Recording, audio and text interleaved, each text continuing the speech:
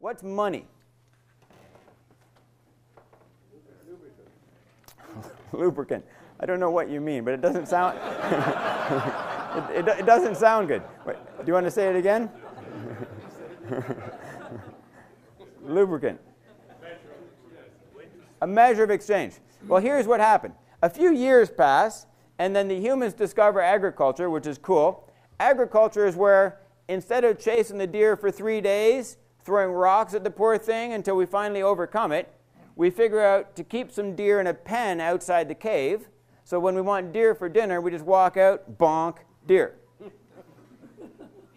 The benefit of agriculture is we saved a lot of energy that we were using to chase the deer. So now we have that energy to do something else with. So that's value creation. Okay? Instead of using this much energy to get deer for dinner, we use this much. And now this energy can be used to do something else. One of the things we decided to do with it was play with rocks and fire. And we discovered metal. And we discovered something interesting about metal, which is it's fairly durable. If you leave it outside the cave, nature doesn't seem to care about it. She takes the other stuff, she leaves the metal. So we start using it for all kinds of stuff. But there's one metal that's fairly useless. Gold.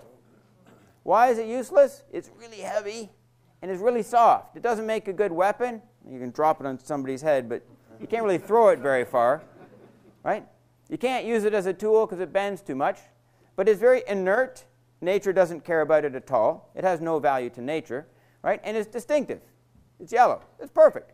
So then we have this idea. I'm going to give you energy, my work, my labor, help you make a fence, and in return you give me one of these pieces of metal. Useless. Can I eat it? Feed myself? Can I feed my kids with it? Here, kids, dinner. What can I do with this? I can take it into the future, and when I get there, I give you this metal, and you give me a burger and a beer with fries. What did we just do? We just moved energy into the future in a way nature can't touch. We don't need a fridge for this one. Okay? Nature can't touch this. What needs to be true for this one to work? The humans are very tricky. Matthew? Trust. Who do I need to trust? Do I know who I'm going to go to next? I'm going to need a burger. Maybe I need somebody to put shoes on my horse. Maybe I need somebody to sell me some hay. I need somebody to help me build my house, a fence, a new barn. Who am I going to go to? Who do I need to trust? Everybody. What's the value of the gold? It doesn't have one. That's why we chose it. Now the problem with gold is over time, the gold itself becomes a bit of a bother because it's very heavy and it takes a lot of energy to move it around. So we came up with this idea. Instead of gold, you take the gold to a bank. I've moved ahead in my slides by now. Let me see where I am. I'm on slide 20 or something. You take the gold to a bank. We'll call it the Bank of Kevin. And the Bank of Kevin gives you a piece of paper and says, here's the receipt. Anytime you want your gold, just bring this in. It says the Bank of Kevin pledges to give 24 grams of gold to the holder of this note. You bring that in, we're good. Now, the truth is, now you want your burger. You could go to the bank, get the gold, take the gold to the restaurant, give them the gold, they give you the burger, they bring the gold back to the bank tomorrow, presumably to keep it safe. Or you could just take the note to the restaurant. There's an issue, though, because when you get there, you say, here's a note. It says if you take it to the Bank of Kevin, he'll give you 24 grams of gold. And the guy in the restaurant says, what the hell is the Bank of Kevin? Oh, it's this guy. He's cool. I've never met this guy. How do I know he's cool? So we test. So he comes to the Bank of Kevin, and you hang back behind a tree just to make sure he knows it's not a trick. He doesn't think it's a scam. So just him by himself comes in with a note. And he shows it. And the Bank of Kevin goes, oh, yes, absolutely. 24 grams of gold. Here's your gold, sir. Does he take the gold? No. Just checking. The note worked. We're cool. No, keep the gold. Oh, very prudent. Because here, I'll keep it safe. It's a good idea. Absolutely. Leave the gold here with me. Anytime you want it, just bring back that note. We're good. He leaves. Next guy in line steps up with a new note. 24 grams of gold. Absolutely. Here's your gold. Did they take the gold? Just checking. Cool. The note worked. Keep the gold. How many notes can we write for the gold?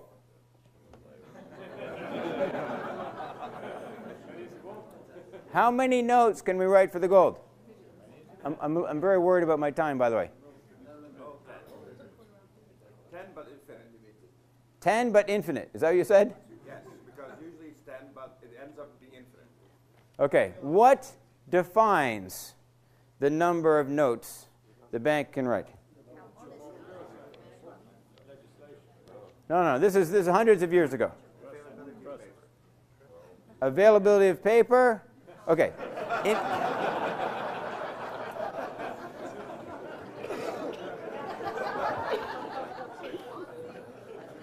This is going to be painful, eh?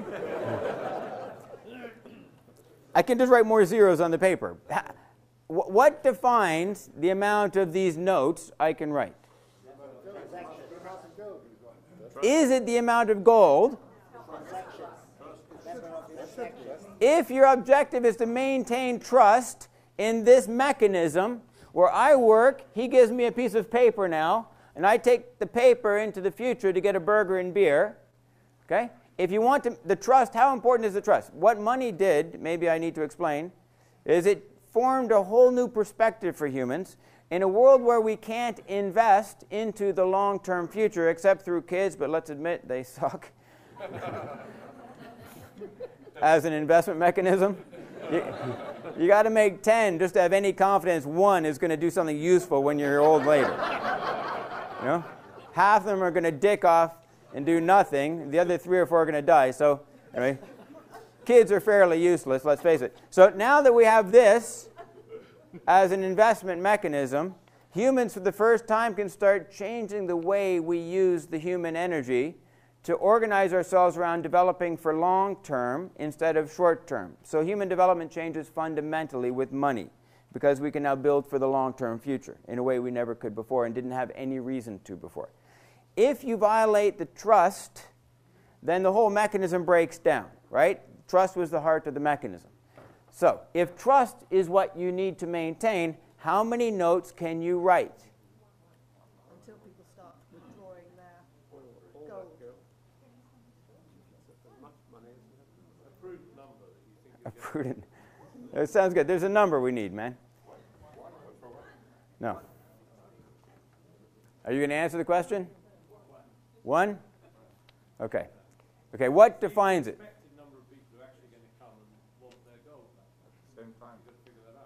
In the society, how many notes can we have? Okay, let's remember ourselves.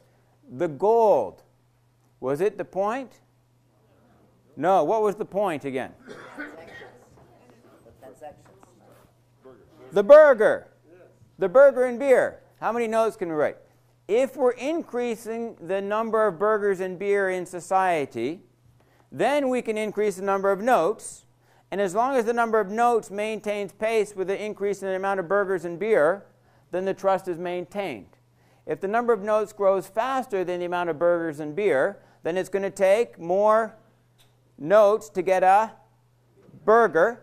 And then I have a problem, because the agreement here, where I gave energy and got a note, my plan wasn't to have a note or a piece of gold. My plan was to feed my family. Okay? This is just a way of feeding the family. If this no longer works to feed the family, then I'm not going to help you with your fence. Nothing personal. Are you cool? Now, the question then of how many notes isn't about the gold. The gold itself was useless. It wasn't the point either. In fact, if the amount of gold rises faster than the amount of burgers, what happens to the price of gold relative to burgers? In which case, I have the same problem. The gold wasn't the point. So when we move on from gold, there's a lot of people who think we should return to the gold standard. Confusion right there. The gold standard was never the point. It's the burgers that are important.